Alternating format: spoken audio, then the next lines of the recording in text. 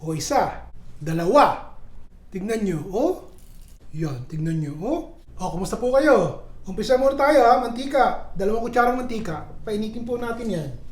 Bago po ako nagsimulang magluto sa inyo, may ginawa po akong isa pang ulam. So, 2 ulam ang makikita nyo ngayon. Isang maliit na pechay lang po yung aking nakuha. Hinati ko sa 4. Pagkatapos, ito, pinasingawan ko po. Walang asin, walang paminta, basta pinasingawan ko ng mga 1 minuto. O, ito naman ang ginawa ko. Yung pong bango sa lata, na ipakita ko na sa inyo dati eh. Tinanggal ko lang po ang sarsa at yung bangus lang ang aking ginamit. Inilubog ko lang po ng konti sa cornstarch, ipinrito ko hanggang sa maging tostado. O hinango ko na po. Doon naman sa ating sarsa, ang ginawa ko sandali, prito muna tayo itlog. Ito po una, gagawin natin. Magpiprito muna tayo ng itlog. Hindi po almusal itong gagawin ko ha. Pero, kinakailangan ng pritong itlog.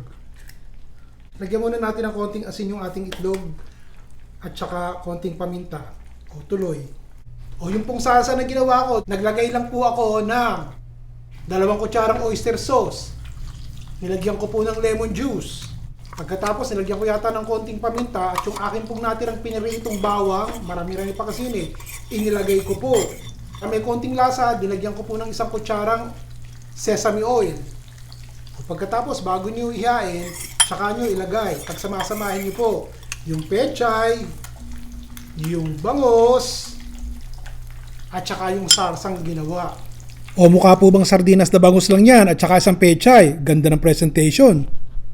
Dali, babaliktarin ko po ito ha. Yun. Hindi po kinakailangan luto yung pula. Papatayin ko muna yung apoy ha. Sasalin ko muna dito yung ating itlog. O yan. Nakita nyo ba? Lagyan pa natin ng sauce sa taas. Gusto nyo po bang lagyan ng siling labuyo bago nyo kainin? Di po ba maganda? O siya, buksan ulit natin itong ating kalan. O, piprito ko po itong ating tuna. Ito po ay parang 2 o 3 lata ng tuna. Pero sinala ko rin, tinanggal ko po yung tubig. At medyo malansa yun eh. Tanggalin ko na. Mas ayos yata pag walang sobrero, no? O siya, hahanguin ko na.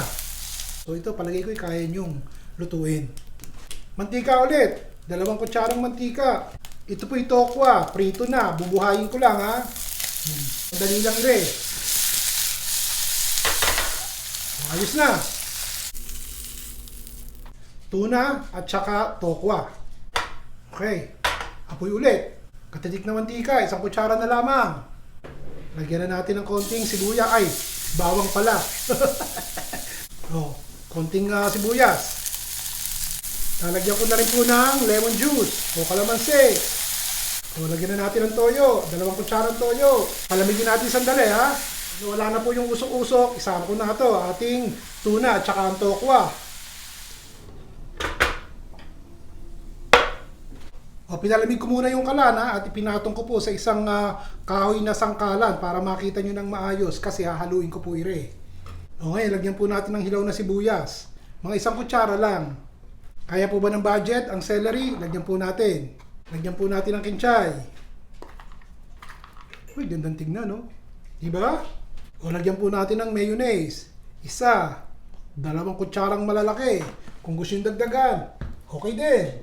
Haluin po natin. Konting labuyo. Pritong bawang. Yun.